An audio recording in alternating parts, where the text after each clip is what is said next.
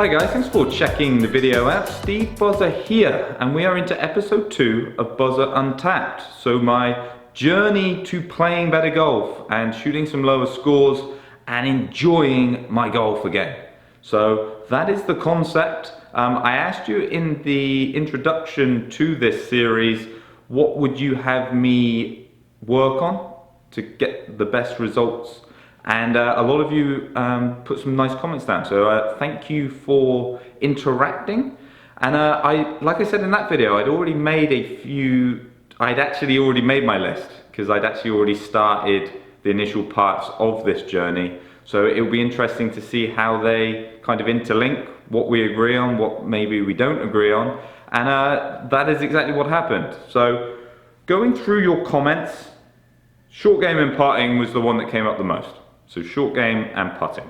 And I get that, and I am definitely is somewhere where I can improve, but that wasn't on my list.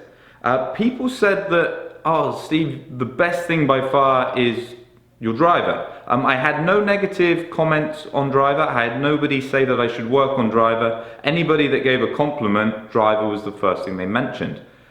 Driver is on my list. And this is something that I think you can take from this video and apply to your own game, is driving is my strength, so it needs to be my strength. So I need to work on it harder so it is at its peak performance, so I can then utilize it. If my driving's not working, I'm going to struggle. And that tends to be something that happens with my golf game, because maybe some of the other areas aren't strong enough to make up for my strength not working. So that's why driver is on the list.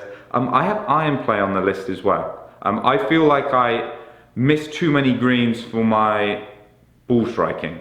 So remember, ball striking doesn't ensure your scoring, because if you're not hitting the greens, it doesn't matter that you're flushing them slightly long, slightly short, slightly left, slightly right. So iron play, really controlling the delivery. I feel like hitting more greens is something that is definitely available to me because of my ball striking, but historically it's something that I haven't done that well. So I've got driving and iron play, whereas most people were saying short game and putting. Not that I can't work on them, but you'll see how I hope I've explained my thinking behind that. Distances was something that I agree, it's on my list, you know, working out my gappings, especially with the wedges. I think too many people lay it back too far because they don't know their intermediate wedges. Knowing how far you carry and hit your driver, also very important, because you need to know if you can carry hazards, or if you don't know how far you hit it, you can end up running through fairways.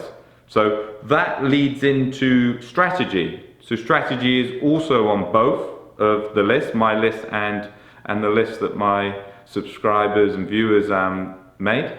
I think the course management stuff, I'm probably being judged a little harshly, because sometimes in YouTube playing videos, if the shot is there to be hit, I will try it regardless. You know, I want some Insta content as well.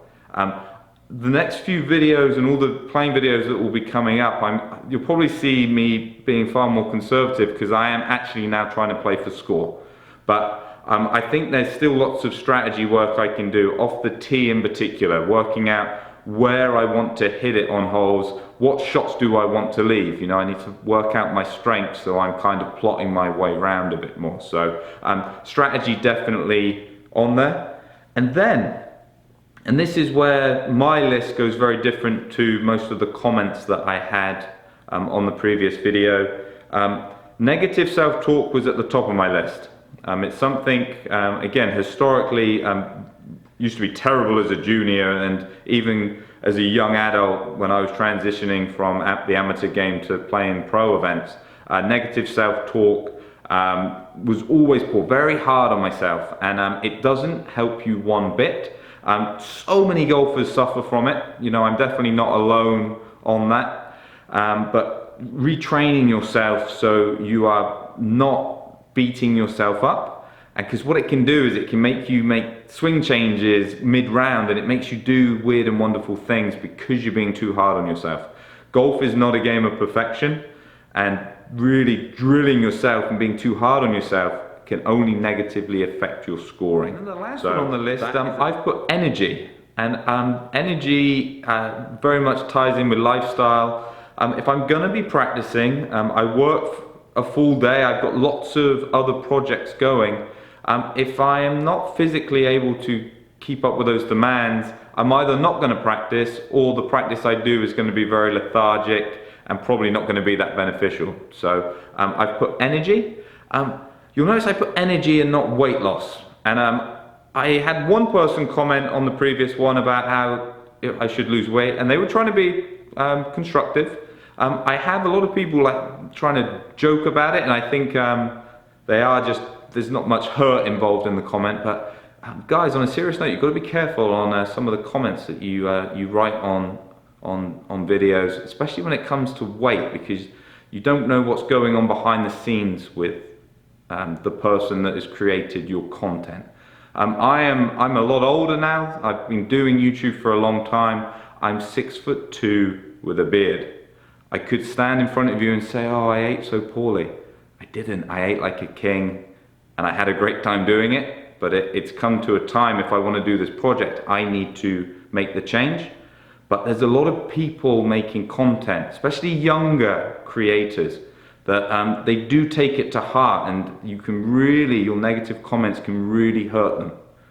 Don't worry about me, but worry about what you're doing. If you wouldn't say it to their face, don't write it down online.